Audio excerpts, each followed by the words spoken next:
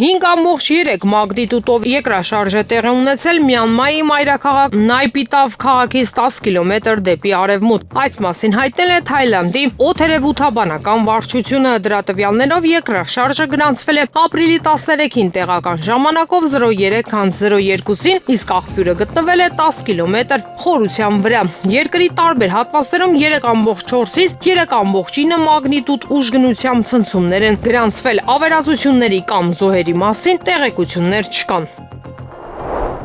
Իսրայելը պնդում է, որ ԱՄՆ նախագահ Դոնալդ Թրամփի վարչակազմը ռազմական սցենար դիտարկի միջուկային ծրագրի շուրջ Իրանի հետ բանակցությունների ձախողման դեպքում հարցը լուծելու համար, հայտնում է Axios պորտալը։ Պորտալի աղբյուրների համաձայն Սպիտակ տան հատուկ բանագնաց Սթիվեն Ուիթքոֆը Իսրայելի ռազմավարական պլանավորման նախարար Ռոն Դերմերին տեղեկացրել է Մուսկատում Օման իրանցի պաշտոնյաների հետ բանակցությունների առաջին փուլի արդյունքների մասին։ Ըստ Axios-ի, Իսրայելը խիստ թերահավատորեն է վերաբերվում իրանական միջուկային ծրագրի շուրջ համաձայնության գալու հավանականությանը։ Թեհրանն իր հերթին մտահոգություն է հայտնել, որ Վաշինգտոնը կարող է կրկին դուրս գալ դրանից, ինչպես դա արեց 2018 թվականին։ Աղբյուրները նշում են, որ Ուիթքոֆը նաև քննարկել է բանակցությունների առաջին փուլը Պարսից ծոցի երկրների պաշտոնյաների հետ, մինչդեռ Իրանի արտգործնախարար Աբբաս Արաղչին Քաթարի, Քուվեյթի եւ Եգիպտոսի իր գործընկերներին ներկայացրել է արդյունքները։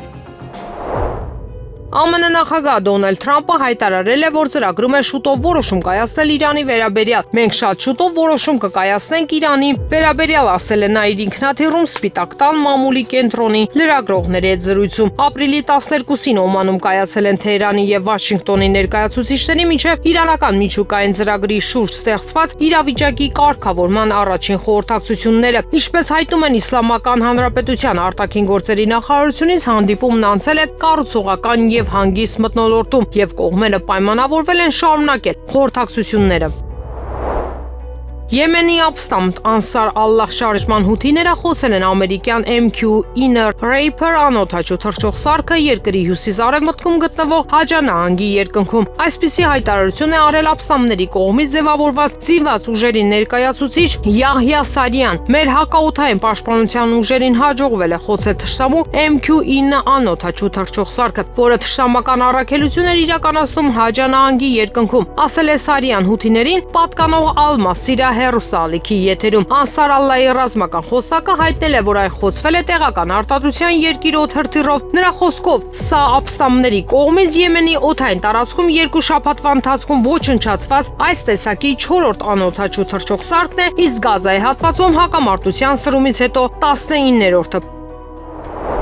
Ուկրաինայի հակամարտությունը եւ դրա հետ կապված հարցերը կլինեն Լյուքսեմբուրգում Եվրամիության 27 երկրների արտգործնախարարների ծրագրված հանդիպման առանցքը, ինչպես լրագրողներին հայտնել է Եվրամիության բարձրաստիճան ներկայացուցիչը, արտգործնախարարները կքննարկեն մասնավորապես Կիևին ռազմական օգնության տրամադրումը, ԱՄՆ բանակցությունները Ռուսաստանի եւ Ուկրաինայի հետ, ինչպես նաեւ վերջինիս անվտանգության երաշխիքները։ Եվրամիության խորհրդի նիստի երկրորդ հիմնական թեման լինելու է իրավիճակը Մերձավոր Արևելքում, այդ թվում Գազայի հակամարտությունը եւ Սիրիայում տեղի ունեցող զարգացումները։ Եվրոպացի դիվանագետի խոսքով Ուկրաինայի արտգործնախարար Անդրեյ Սիբիկան ավանդաբար տեսակոնֆերանսի միջոցով կխոսի նախարարների հետ, նրանց տեղեկացնելու ճակատում տիրող իրավիճակի եւ Կիևի առաջնահերթ կարիքների մասին։ Այնուհետև նախարարները կքննարկեն ժամանակավոր 30-օրյա հրադադարի եւ Միացյալ Նահանգների միջնորդությամբ խաղաղ բանակցությունների հետ կապված վերջին զարգացումները։ Ակնկալվում է, որ նրանք կքննարկեն նաեւ Եվրամիության ռազմական աջակցության ավելացումը, ներառյալ զինամթերքի վերաբերյալ Եվրամիության դիվանագիտության ղեկավարի նախաձեռնությունը,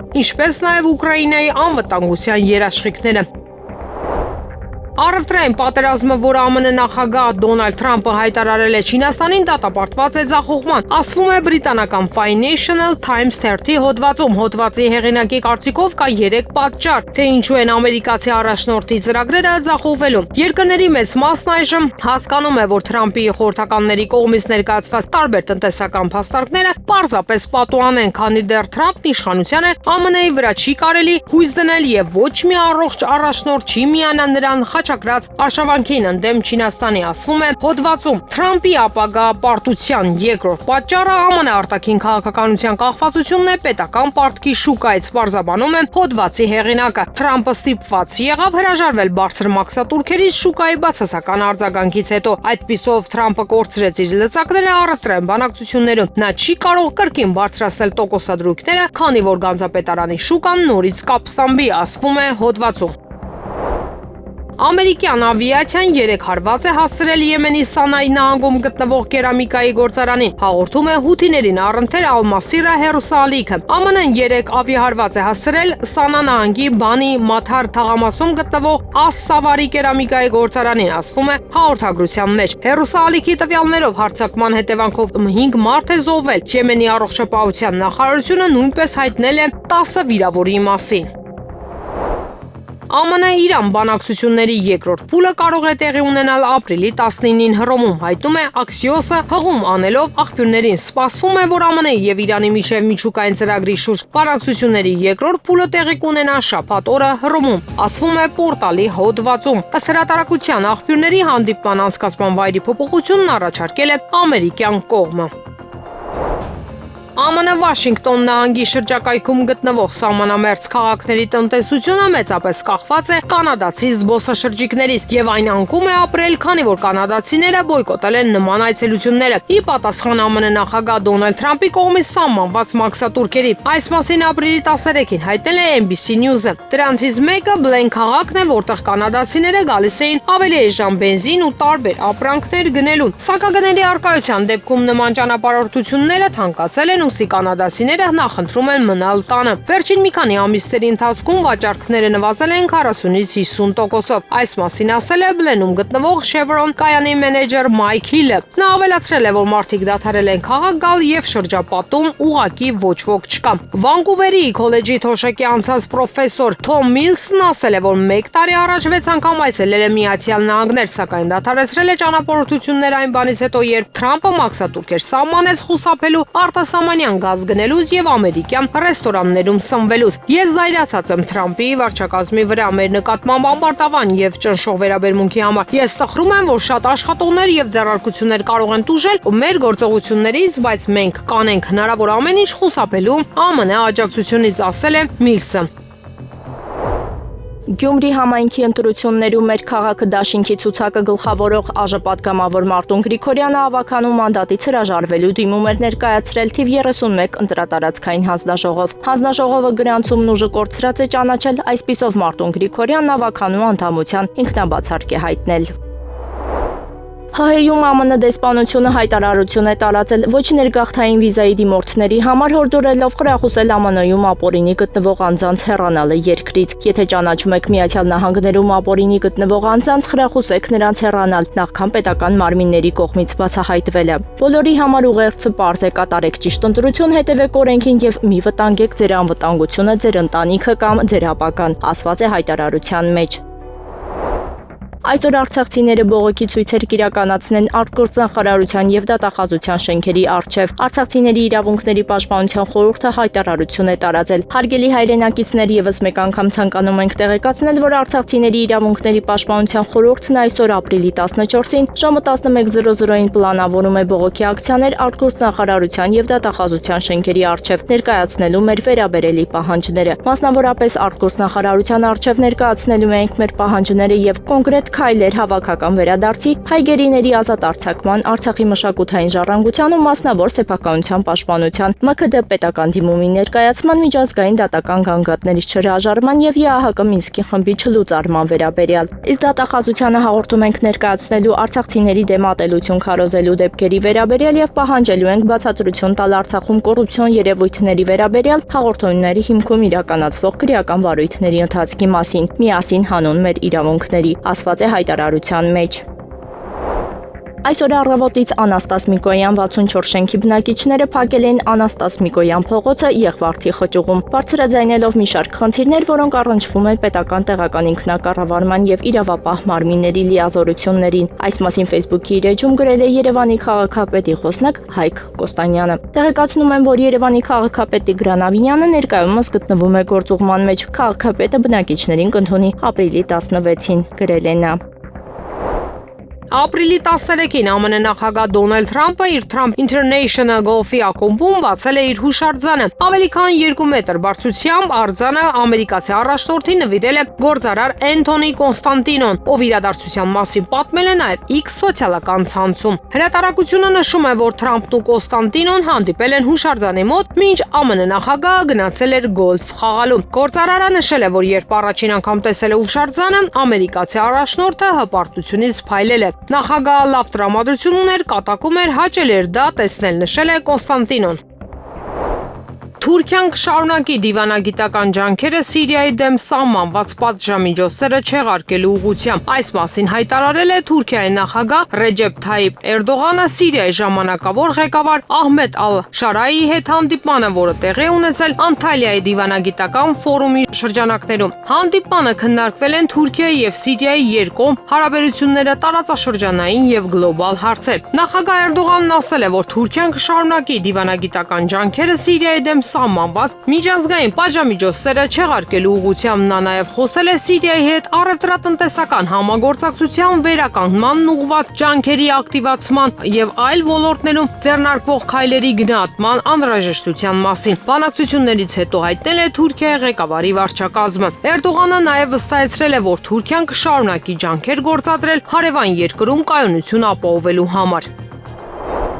Իրանի պատվիրակությունը արտաքին գործերի նախարար Աբբաս Արաղչիի գլխավորությամբ ժամանել է Մուսկատ ԱՄՆ-ի հետ բանակցությունների։ Այս մասին հայտնում է CNN հեռուստաալիքը։ Պատվիրակության կազմում են փոխարտգործնախարարներ Մաջիդ Թախտ Ռավանչին եւ Քազեմ Ղարիբաբադին, գերատեսչության պաշտոնական ներկայացուցիչ Էսմայել Բաղային եւ մի շարք իրանցի դիվանագետներ։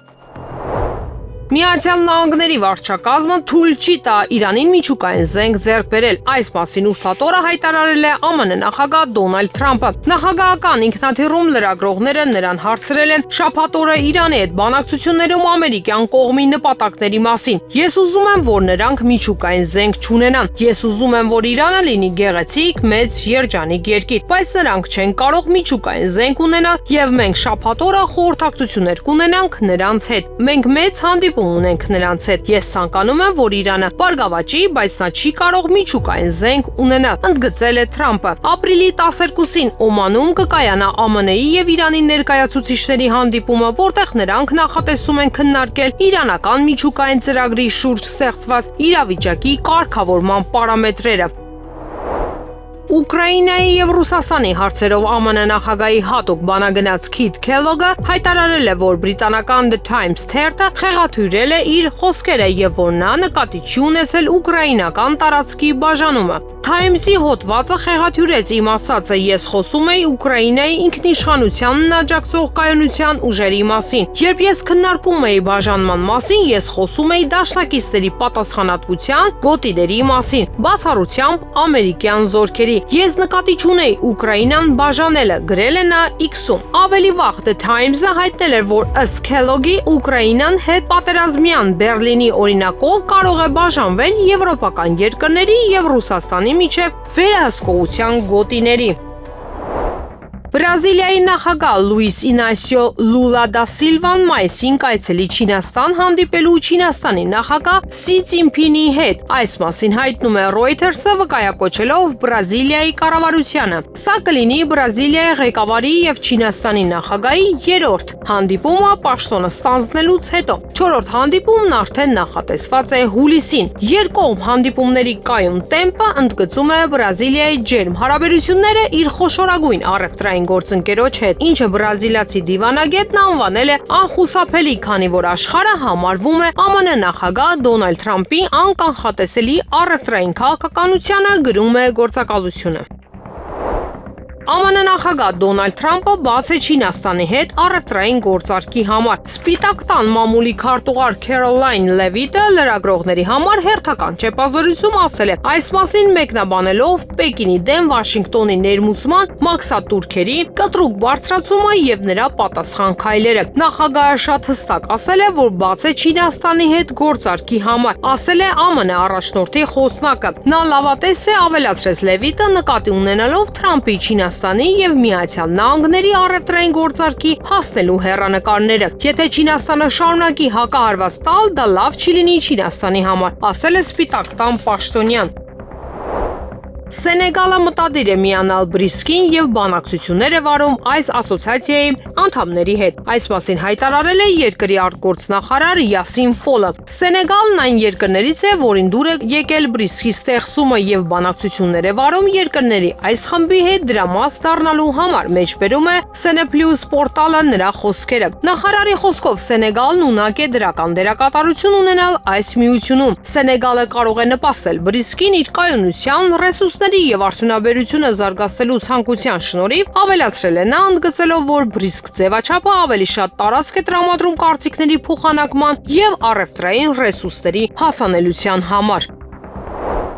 Բաքվում 15 տարվա ազատազրկման դատապարտված 69-ամյա Վագիֆ Խաչատրյանը Բաքվի բանտից ամիսը մեկ անգամ հեռախոսազանգ է ունենում ընտանիքի անդամների հետ։ Վագիֆ Խաչատրյանի դուստրը Վերա Խաչատրյանը հոր հետ հեռախոսազանգերի ընթացքում նրանից բողոքներ չի ստանում։ Միայն ասում է ամեն ինչ նորմալ է, իսկ թե ինչ է կատարվում իրականում դժվարանում է ասել։ 1.5 ամիս առաջ ենք խոսել, հայրիկիս հետ նույն բաներն է ասում, լավ է։ Ասում է լավ կլինի։ Հայրիկը օրը 6 անգամ դեղեր է խմում, դեղերը տալիս են, նաև հետազոտում են։ Հայաստանի Հանրապետության ազգային ժողովի պատգամավոր Տիգրան Աբրամյանը գրում է. Ադրբեջանը որոշակի դադարից հետո կրկին ակտիվացրել է Հայաստանի տեղեկատվական թիրախավորման ենթարկելու գործողությունները։ Հայաստանի դեմ տեղեկատվական պատերազմը երբեք էլ չի կանգնել, այս դեպքում նկատի ունեմ ադրբեջանական կեղծ հաղորդագրությունները, հրադադարի խախտումներ անելու եւ Հայաստանին վերագրելու գործողությունները։ Սրանով Ադրբեջանը մի քանի խնդիր է լուծում։ Առաջին թեման ծախում միջազգային հանրության վրա առայն, որ իրենք այնքան կառուցողական են, որ դեռ հանդուրժում են հայկական սադրանքները։ Երկրորդ տեղեկատվական այս օպերացիայով փորձում են լեգիտիմացնել վերջին 3 շաբաթների ընթացքում հայկական բնակավայրերի նկատմամբ վախի ու ահաբեկման միջոցառումների իրականացումը։ Երրորդ Ադրբեջանը Հայաստանի դեմ ագրեսիայի հիմքեր է նախապատրաստում։ Չորրորդ այս ողջ process-ը առաջնագծի իրողություններից միջև քարոզչական հարձակումներ ծառայեցվելու են բանակցային գործընթացում ճնշումներ բանեցնելու եւ նոր զիջումներ ստանալու ակնկալիքով։ Այս 4 դրույթները միմյանց հետ փոխկապակցված են եւ տարբեր իրադրություններում դրանք կարող են աշխատող գործոններ դառնալ։ Հայաստանի Հանրապետության նախագահի հրամանագրով Մոնիկա Սիմոնյանը նշանակվել է Ճապոնիայում Հայաստանի դեսպան։ Հիմք ընդունելով վարչապետի առաջարկությունը համաձայն Սահմանադրության 132-րդ հոդվածի առաջին մասի երկրորդ կետի, ինչպես նաև Դիվանագիտական ծառայության մասին օրենքի 13-րդ հոդվածի 3-րդ մասի եւ 14-րդ հոդվածի Մոնիկա Սիմոնյանին նշանակել Ճապոնիայում Հայաստանի Հանրապետության արտակարգ եւ լիազոր դեսպան։ Նստավայրը Տոկիո նշված է հրամանագրի մեջ։ Ադրբեջանի արտաքին գործերի նախարարությունը խստորեն մերժում եւ դատապարտում է Եվրոպայի խորհրդի խորհրդարանական վեհաժողովի նախագահ Թեոդորոս Ռուսոպուլոսի Alpha News հեռուստաալիքին տված հարցազրույցում Ադրբեջանին ուղղված մեղադրանքները։ Այս մասին ասվում է արտաքին գործերի նախարարության մամուլի քարտուղար Այհան Հաջիզադեի մեկնաբանությունում փոխանցում են այդ երկրի ԶԼՄ-ները։ Հայտնի է, որ չնայած երկխոսության համար ադրբեջանական կողմի բաց լինելուն, նույնիսկ Եվրոպայի խորհրդի կանոնադրության խախտման եւ Եվրոպայի խորհրդի խորհրդարանական վեհաժողովի լիազորությունները գերազանցելու հետևանքով Ադրբեջանի դեմ արված քայլից հետո Ռուսոպուլոսը, Շվաբեն եւ նրանց նման մի շարք այլ անձիկ անընդհատ փորձում են ստվեր գցել մեր երկրի դիրքորոշման վրա, հիմնված միջազգային իրավունքի եւ արդարության վրա։ Եվրոպայի խորհրդի խորհրդարանական վեհաժողովն վերջին տարիներին վաստակել է ադրբեջանական ժողովրդի արդարացի ատելությունը երկակի ստանդարտների վրա հիմնված իր հակաադրբեջանական քաղաքականության պատճառով։ Մեր երկրի ղեկավարին վիրավորելը եւ նրան բռնապետ անվանելը միանգամայն անընդունելի է եւ քաղաքական անգրագիտության եւ կուլտուրայի պակասի դրսեւորում է։ Վեաժողովում տիրող հիստերիկ իրավիճակը եւ կառույցը գլխավորող բռնապետ Ռուսո Պուլոսը Եվրոպայի խորհրդի խորհրդարանական վեաժողովում ողբալի վիճակի դրսեւորում են։ Նույն իրավիճակն է ստեղծվել Եվրախորհրդարանում, ինչ վերաբերում է մարդու իրավունքների Եվրոպական դատարանի որոշումների վերաբերյալ մեր դիրքորոշմանը, ապա անհեթեթ է Ադրբեջանից պահանջել դատարանի կայացած որոշումների կատարումը հաշվի առնելով, որ Ադրբեջանը չի մասնակցել դատավորների ընտրությանը։ Նման պայմաններում դատական որոշումների կատարումն անհնար է։ Նշենք, որ Թեոդորոս Ռուսոպուլոսի անունը Եվրոպայի խորհրդի խորհրդարանական վեհաժողովի 76 անդամների հետ ընդգրկվել է սև ցուցակում, ովքեր պաշտպանել են Եվրոպայի խորհրդի խորհրդարանական վեհաժողովում ադրբեջանական պատվիրակության լիազորությունները կասեցնելու անարդար եւ իրավաբանորեն կասկածելի նախաձեռնությունը։ Եթե Ռուսոպուլոսը մտնի Ադրբեջան, նրա մուտքը կմերժվի, ասել է արտաքին գործերի նախարարության ներկայացուցիչը։ Ներքին գործերի նախարարությունը մշակել է Yedraft.am կայքում տեղադրել Հայաստանի Հանրապետության քրեական դատավարության օրենսգրքում լրացումներ կատարելու մասին օրենքի նախագիծը, որի նպատակը դատական նիստերին մեղադրյալի մասնակցությունը տեսակապի միջոցով ապահովելու հնարավորություն ստեղծելն է։ Նախագծով առաջարկվում է տեսակապի միջոցով մեղադրյալի մասնակցությունն իրականացնել այն դեպքերում, երբ դա անհրաժեշտ է հասարակական կարգի կամ հանրային առողջության պաշտպանության, մեղադրյալի կամ վարույթի այլ մասնակիցների հիմնական իրավունքների եւ ազատությունների պաշտպանության, հանցագործությունների կանխման ողջամիտ ժամկետում, դատական քննության ապահովման կամ վարույթի մասնավոր մասնակցի ցուցմունքի արժանահավատության ապահովման համար։ Տեսակապով մեղադրյալի մասնակցությունը ապահովելու դեպքում պետք է երաշխավորվեն հետեւյալ նվազագույն պայմանները։ Դատական վարույթի մասնակիցները եւ մեղադրյալը պետք է հստակորեն տեսնեն ու լսեն միմյանց։ Մեղադրյալը եւ նրա պաշտպանը դատական նիստի ընթացքում պետք է խորհրդապահական կարգով հաղորդակցվելու հնարավորություն ունենան։ Երրորդը, մեղադրյալը պետք է հնարավորություն ունենա դատական նիստի ընթացքում տեսակապի միջոցով հետազոտելու բոլոր ապացույցները եւ վարույթի այլ նյութերը։ Ներքին գործերի նախարարությունն առաջարկում է մինչեւ ապրիլի 26-ը նախագծի վերաբերյալ դիտողություններն ու առաջարկությունները ներկայացնել Yedraft.am կայքի միջոցով։ Բրազիլիայի նախագահ Լուիս Ինասիո Լուլա դա Սիլվան հաստատել է այսպես կոչված փոխադարձության մասին օրենքը, որը թույլ է տալիս առևտրային հաշվեհարդար տեսնել բրազիլական ապրանքների նկատմամբ միակողմանի սահմանափակումներ կիրառող երկրների դեմ, հաղորդում է CNN Բրազիլը։ Անցյալ շաբաթ Բրազիլիայի սենատը հավանություն տվեց մի նախագծի, որը թույլ կտա կառավարությանը արձագանքել այլ երկրների, այդ թվում ԱՄՆ-ի կողմից երկրի ապրանքների վրա սահմանված մաքսատուրքերին։ Ավելի վաղ Լատինաամերիկյան երկրի կառավարությունը հայտարարել էր, որ Բրազիլիան կպաշտպանի իր արտադրողների շահերը, հաշվի առնելով ԱՄՆ ներմուծման նոր մաքսատուրքերը, որոնք խախտում են առևտրի համաշխարհային կազմակերպության նկատմամբ ստանձնած պարտավորությունները։ Հերոսալիքը հիշեցնում է, որ անցած շաբաթ կոնգրեսի կողմից օրենքի հաստատումն արագացել է ԱՄՆ մաքսատուրքերի ներդրման պատճառով։ Գերագույն ռադայի խոսնակ Ռուսլան Ստեֆանչուկը հայտարարել է Ուկրաինայում նախագահական ընտրությունների նախապատրաստման մեկնարկը։ Նրա խոսքերը մեջբերում է Reuters գործակալությունը։ Նրա խոսքով ապագա ընտրությունների նախապատրաստական աշխատանքները սկսվել են, բայց գտնվում են ամենավաղ փուլում։ Տեղական, խորհրդարանական եւ նախագահական ընտրությունների անցկացման հաջորդականության մասին որոշում դեռ չի կայացվել, քանի որ դրանց միաժամանակ անցկացումը իրատեսական չէ։ Ինչպես գրում է գործակալությունը, Ուկրաինան հակամարտության ավարտից հետո պետք է օրենք ընդունի, որը սահմանում է ընտրությունների անցկացման ժամկետներն ու կանոնները։ Պաշտոնյաները, պատգամավորները եւ փորձագետները ըստ Ստեֆանչուկի արդեն աշխատում են այդ հարցերի շուրջ։ Գերմանիան մտադիր է Ուկրաինային զենքի եւս մեկ խոշոր խմբաքանակ մատակարարել, չնայած հնարավոր խաղաղության մասին խոսակցություններին։ Այս մասին հայտնել է Գերմանիայի պաշտպանության նախարար Բորիս Պիստորիուսը։ Պիստորիուսը Գերմանիայի զենքի մատակարարման հերթական փաթեթի մասին հայտարարել է Բրյուսելում Ուկրաինայի հարցով նիստում։ Տեղեկատվության համաձայն այս տարի կմատակարարվեն եւս 4 IRIS-T համակարգեր, 300 կառավարվող հրթիռներ եւ 100 վերգետնյա ռադիոտեղորոշիչ դիտարկման կայաններ։ ԱՄՆ նախագահ Դոնալդ Թրամփի հատուկ բանագնաց Սթիվեն Ուիթքոֆը Wall Street Journal-ին հայտնել է, որ ԱՄՆ-ն պատրաստ է փոխզիջման գնալ Իրանի միջուկային բանակցություններում։ Նա պարբերականին հայտնել է, որ ԱՄՆ նախագահ Դոնալդ Թրամփի վարչակազմի կարմիր գծերը ենթադրում են Իրանի կողմից միջուկային զենքի արտադրության դադարեցում։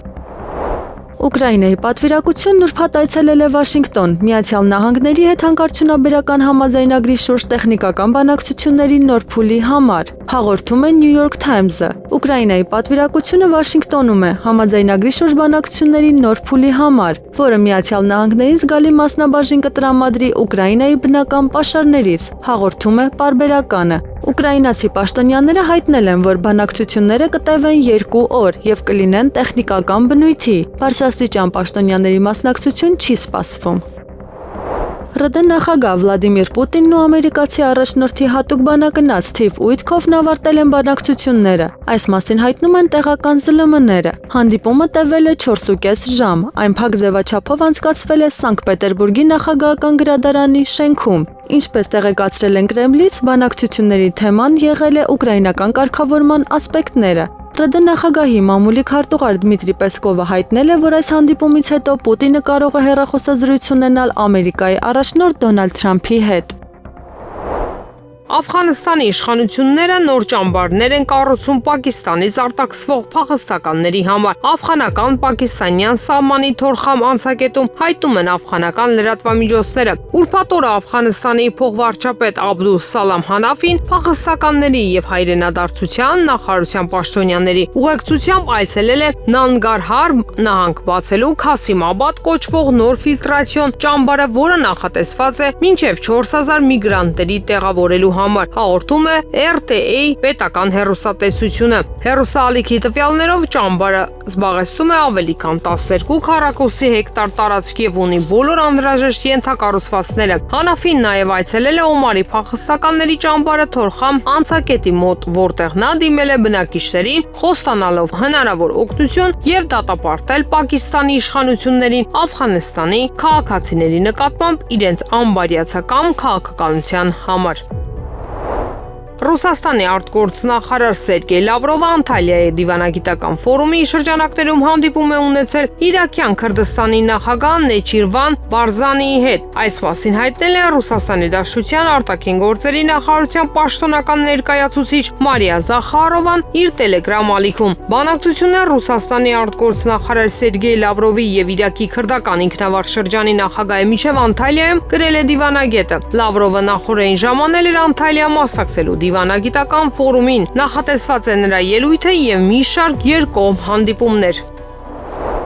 Ուկրաինայի Գերագույն Ռադան հաջորդ շաբաթ կքվեարկի ռազմական դրությունը եւ զորահավաքը, որոնք ավարտվում են մայիսի 9-ին, եւս 90 օրով երկարացնել օգտին։ Այս մասին հայտնել է Ուկրաինայի խորհրդարանի падգամավոր Յարոսլավ Ժելեզնյակը։ Ռազմական դրությունը եւ զորահավաքը կերկարացվեն շուտով։ Դա տեղի կունենա ապրիլի 15-ից 18-ը 90 օրով, ասել է падգամավորը YouTube-ի իր ալիքում հրապարակված տեսանյութում։ Նա բացատրել է, որ այս հարցի շուրջ քվեարկությունը սովորաբար տեղի է ունենում խորհրդարանում ռազմական դրության եւ զորահավաքի ավարտից 2 շաբաթ առաջ։ Ժելեզնյակը կարծում է, որ Վլադիմիր Զելենսկին համապատասխան օրինագծերը Ռադային կներկայացնի ապրիլի 14-ին կամ 15-ին, որից հետո փաստաթղթերը կուսումնասիրվեն համապատասխան հանձնաժողովում, իսկ հետո դրանք կդրվեն ընդհանուր քվեարկության։ Падգամավորը նշել է, որ այս երկարաձգումը անհնար է դարձնում օգոստոսին խորհրդարանական կամ նախագահական ընտրությունների անցկացումը։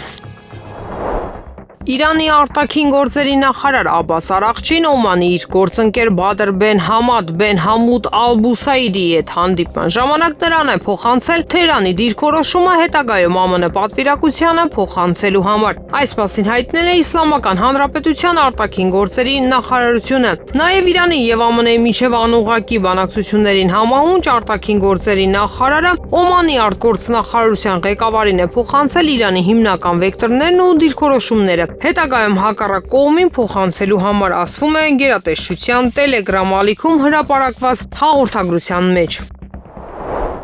Իսկ այժմ եղանակի մասին այսօր առանձին հատվածներում հնարավոր է կարկուտ, իսկ վաղվանից մինչև ապրիլի 14-ը գիշերային ժամերի լեռնային շրջաններում տեղումները կդիտվեն ձյան տեսքով։ Օդի ջերմաստիճանն ապրիլի 11-ին կնվազի 5-ից 7 աստիճանով։